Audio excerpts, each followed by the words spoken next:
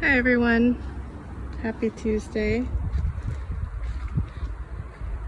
I'm here in my vegetable garden in my tiny little backyard, and I wanted to show you guys a little bit of what I was growing for winter, because as you can tell it's actually quite warm. It really does feel like spring, so I think I will be planting my spring crops kind of early.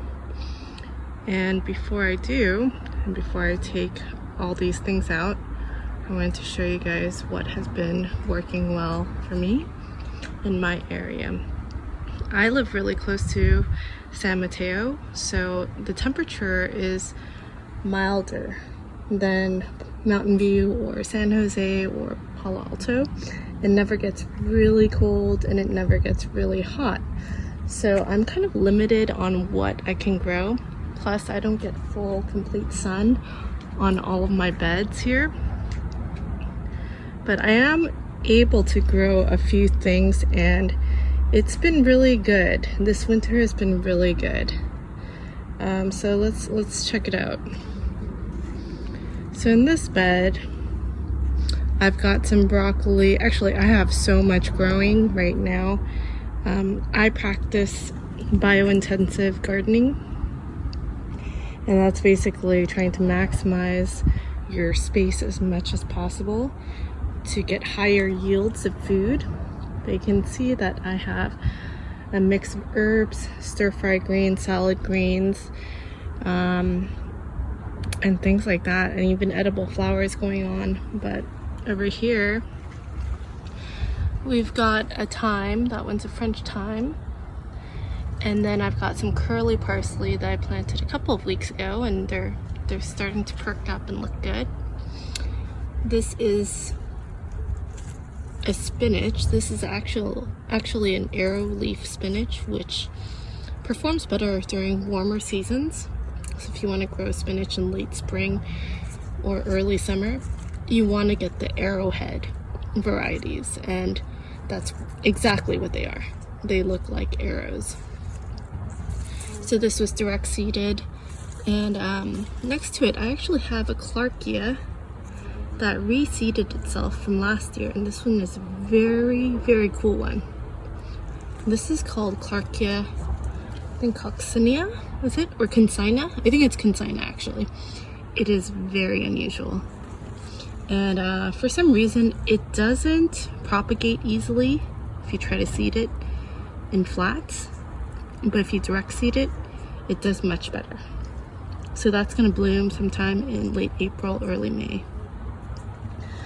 I also have some lettuces going on here because I love making salads. And we have some red mustard. This is really spicy. But if you do cook them down, they have a nice, subtle, spicy flavor. Eating it raw is a little too much, but as stir fry, it's good. Between the mustard is some bulbing onions, yellow onions. They're probably not getting enough sun, but it's okay, whatever. And I have some broccoli that I've been harvesting.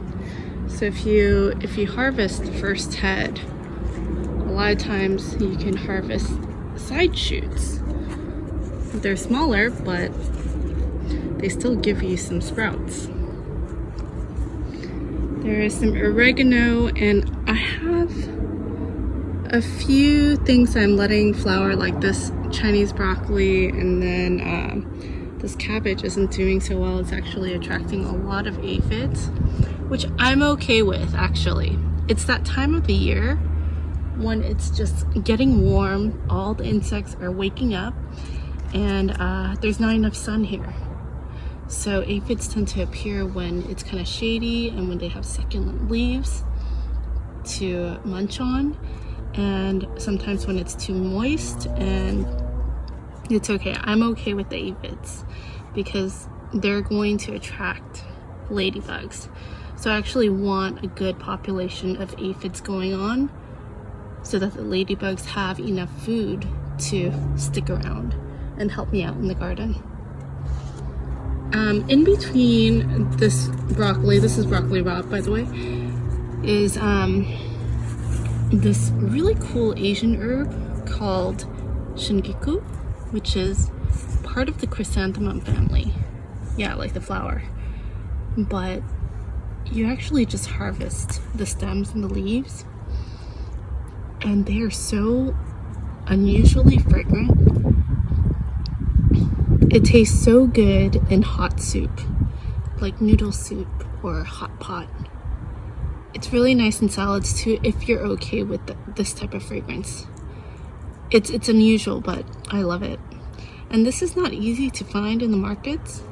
Sometimes when you go to the Asian market, it kind of costs a lot.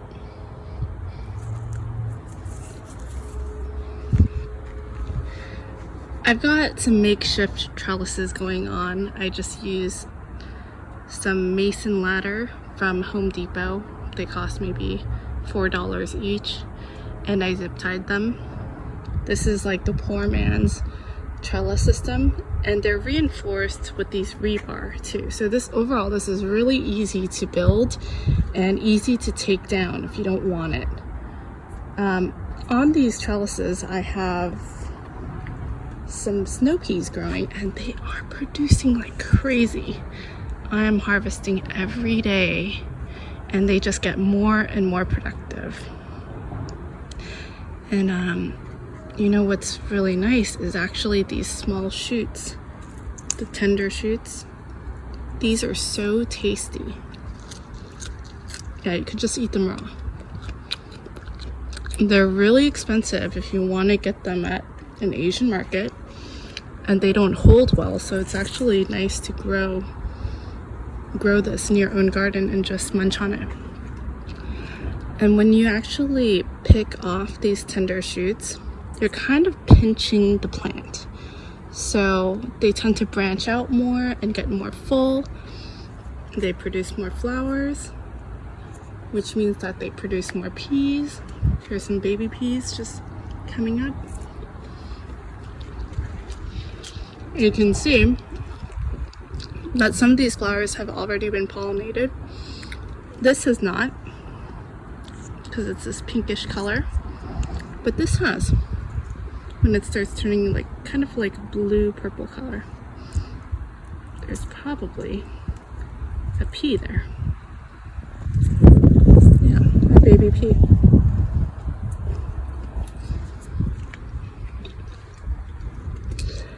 We've got some more lettuce going on. This is a really pretty variety. It's patented. It's called Salo Nova. This is something that you probably don't want to get as seed because it costs too much. You can get it from Johnny's. But if you go to Summer Winds, this variety of salad greens costs exactly the same as that variety. So if you're going to start these plants and plant them out from 6 packs, might as well just get this awesome variety. It's so pretty and tasty and easy to harvest. Next to it, we have some cutting celery. Now this isn't the same as the stocking celery that is often sold at the market, but you do eat the stalks. They just tend to be thinner. The leaves are bitter, so you just want to have the stalks. And these are bunching onions. I've been harvesting every week, little by little, and they regrow. So each time I cut about this much, and then they completely regrow to this height. But now that it's getting warmer and it's been in the ground for a while, it's starting to form flowers right here. And these flowers actually look really cool. Over here, we have some zlata radishes that were direct seeded. And gosh, I really like this radish. I think it originates from Turkey. If you guys didn't know, Turkey and California have very similar climates, so usually if a plant originates from Turkey, it's going to grow pretty well here.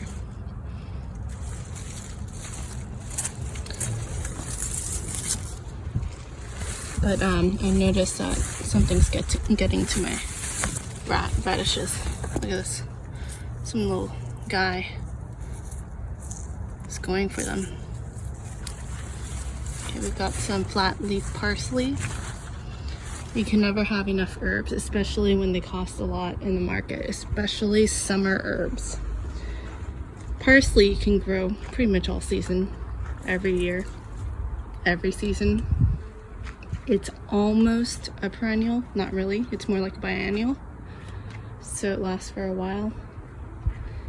And you can see all these flowers. This is an edible flower, and it's so pretty. Not only can you eat it, not only is it pretty, it's actually a great companion plant for all sorts of vegetables.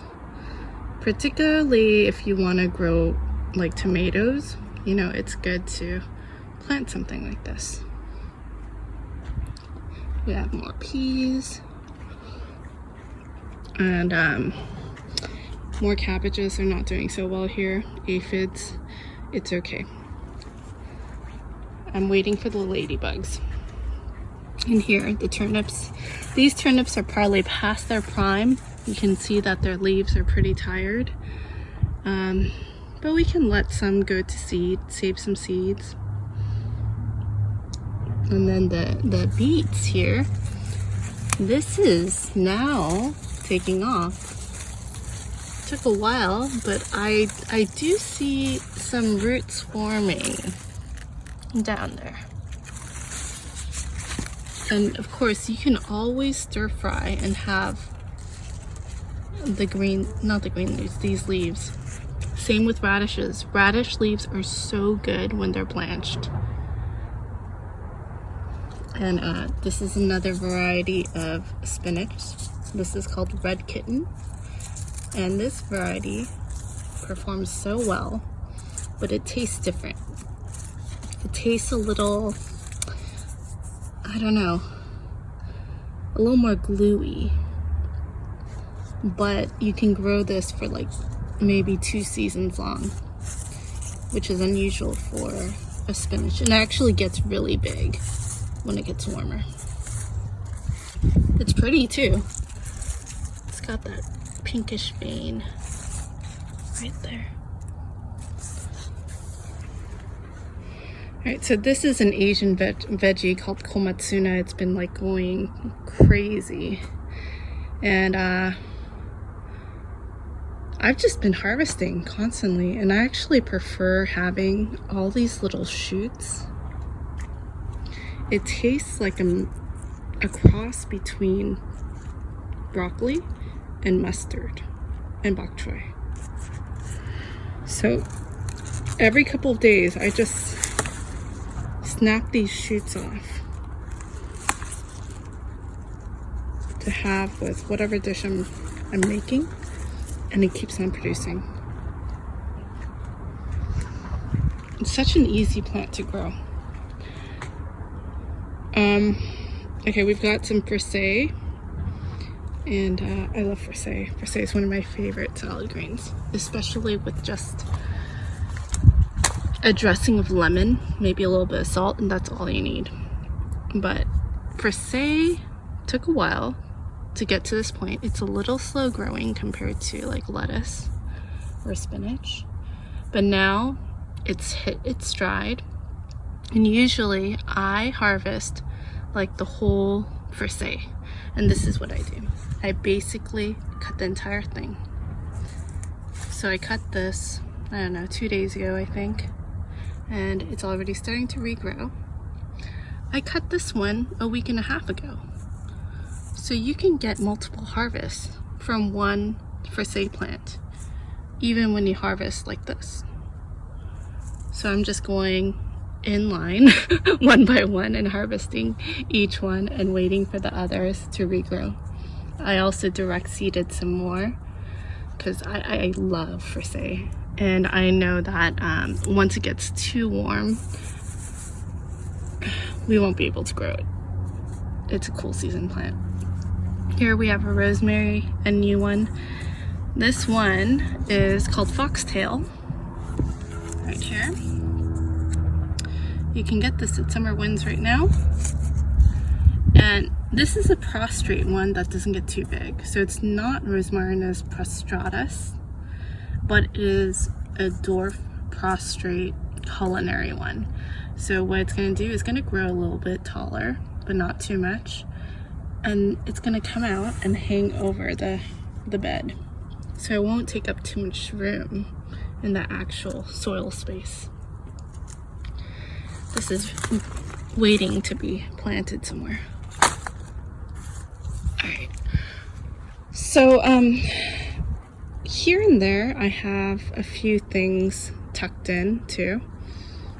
This is a container raspberry. What is it called? It's from Monrovia. I think it's called strawberry shortcake or something. So it doesn't get too big. It maybe gets as tall as about 3 feet. And I heard that it's really productive. And I love raspberries so much. I love raspberries and blackberries, but we know that blackberries are kind of invasive. Raspberries and blackberries get thorns. They're just not the best plant to have in a small garden. Plus they go deciduous, so they're not that pretty in winter.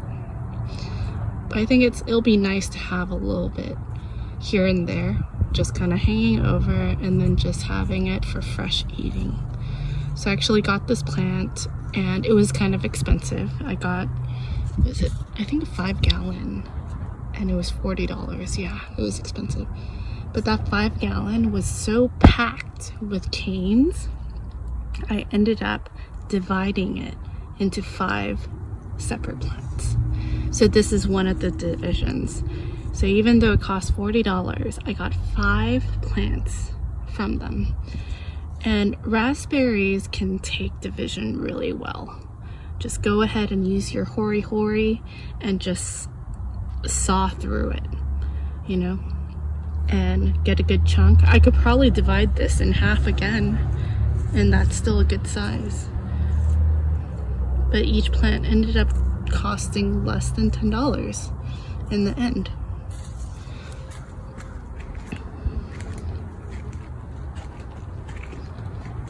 Oh, here's the label for it. I'll show you guys. Here's another one. So this is the raspberry that I got. Shortcake, bushel and berry. It's $40. But it was a healthy plant.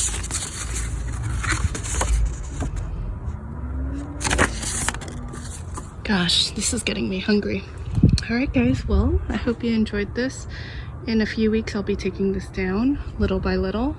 I do practice succession veg gardening so that I have continual harvest. So we're not going to wipe out everything, but probably going to take out a lot of the main crops so that we can fit in some vegetables like tomatoes and maybe a zucchini and some beans and lots of peppers and some eggplant. Alright, well have a good Tuesday and have a good week. Bye.